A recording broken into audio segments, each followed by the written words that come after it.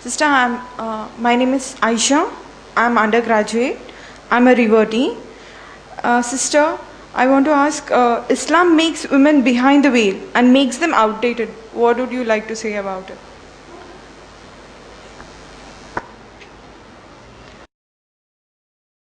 Walaikum assalam. Sister has put the question that Islam puts the women behind veil, so she becomes outdated due to that. So what do I have to say about it? Sister, the actual concept of a woman being behind veil, it is the command of hijab, which is imposed on the woman according to the Islamic teachings.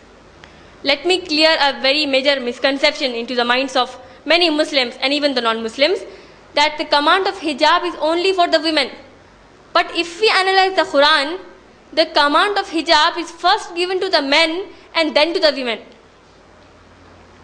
If we read the glorious Quran, sister, it is mentioned in Surah Nur, Surah number 24, ayah number 30 and 31. In ayah number 30, Allah subhanahu wa ta'ala says, say to the believing men that they should lower their gaze and guard their modesty. That will make for greater purity for them. And Allah knows that whatever they do, Allah is well acquainted with whatever they do.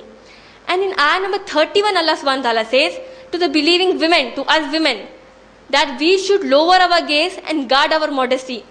That we should not display our beauty except what appears thereof. And we should not display our beauty and ornaments. And Allah gives a list of relations with whom we can show our face, hands and feet. If we analyze these command of hijab, we can clearly see that the command of hijab, it is a bit different for both the men and the women.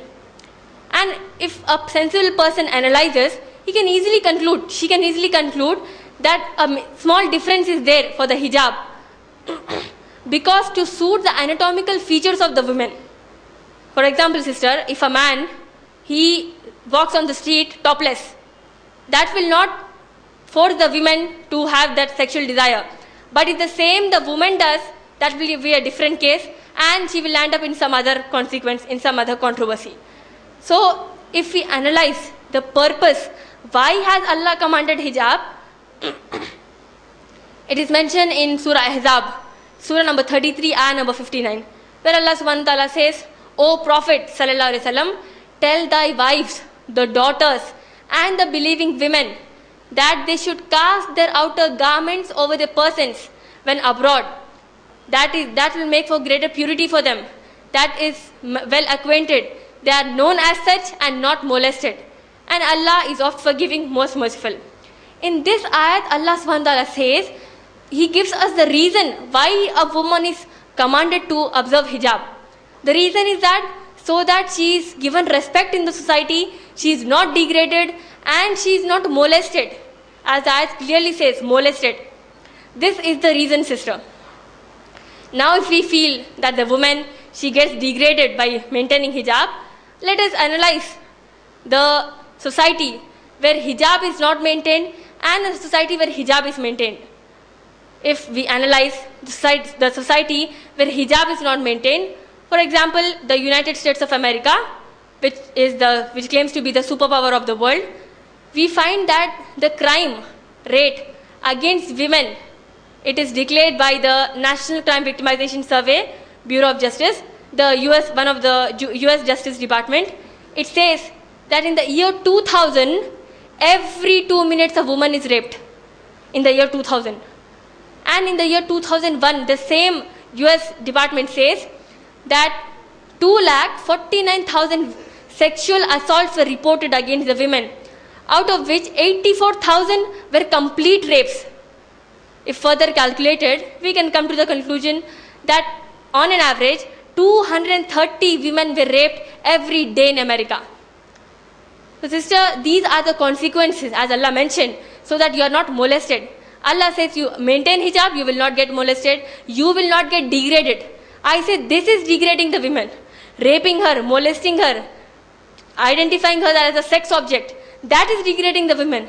On the same hand, if we analyze a society where hijab is maintained, we find negligible cases of rapes in that society. Further, sister, again there is a misconception in the minds of the people that only Islam gives the command of hijab.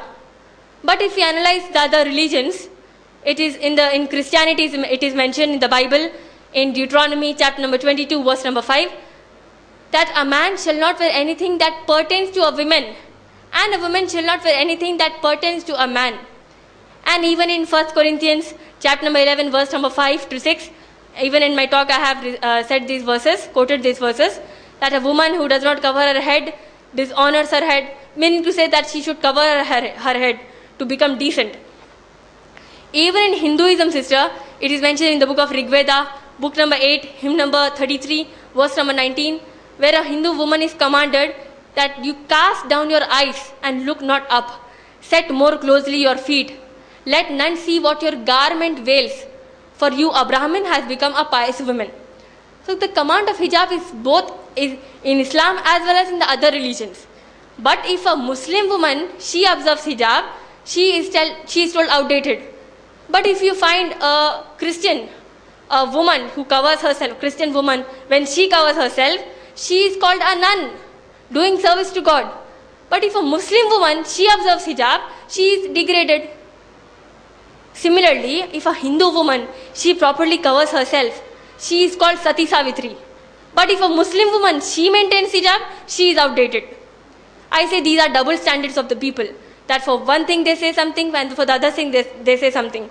This is only the double standard, sister. We should defend our religion. We should say that the command of hijab, we should say what the wisdom is there, that the women, they are not molested. Similarly, sister, to know how exactly the hijab is to be done, Islam has given, according to the Islamic Sharia, there are 8 conditions of hijab, basically. The very first condition is that a man should minimally cover from the navel to the region just above the ankles. But the woman, she should compulsorily cover herself from the head till the toe. The second command is that men and women, they should not wear transparent clothes through which their bodies are visible. Third condition of hijab, men and women, they should not wear tight clothes that stick to the body so much that the curves of the body are visible. Fourth, men and women, they should not wear dark colored clothes that they become attractive to the opposite sex. The fifth condition, men should not wear clothes resembling them to the women, that is, the dresses which they wear, popular in the society as women's dress, and the women, they should not wear dresses that are popular in the society as men's wear. The sixth condition, Muslim men and women, they should not wear dresses resembling them with the non-Muslim men and women, or any other dress that identifies a particular non-Muslim community. The seventh condition, women, they should not apply perfume, they should not wear perfume when they are going outside the houses, because again that will be an attraction for the opposite sex. And the eighth condition is that Muslim men and women, they should not wear dresses of a particular profession to whom they do not belong. For example, a lawyer, he cannot wear an apron, the dress of a doctor, and roam in the society, because this is cheating, and Islam 100% forbids cheating and deceit. These are the 8 conditions of hijab which are to be maintained.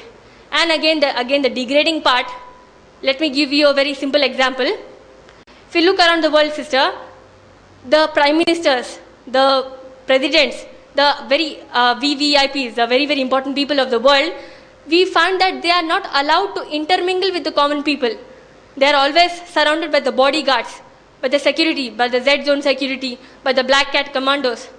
Now can we say, we common people, can we say that these authorities are being degraded?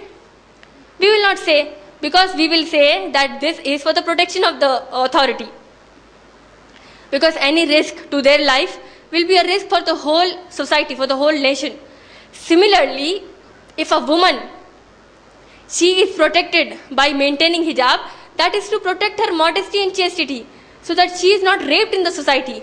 And sister, if we analyze any diamond show, we find that the diamond, it is kept in bulletproof glasses. Again, so that the diamond thieves, they do not come and steal.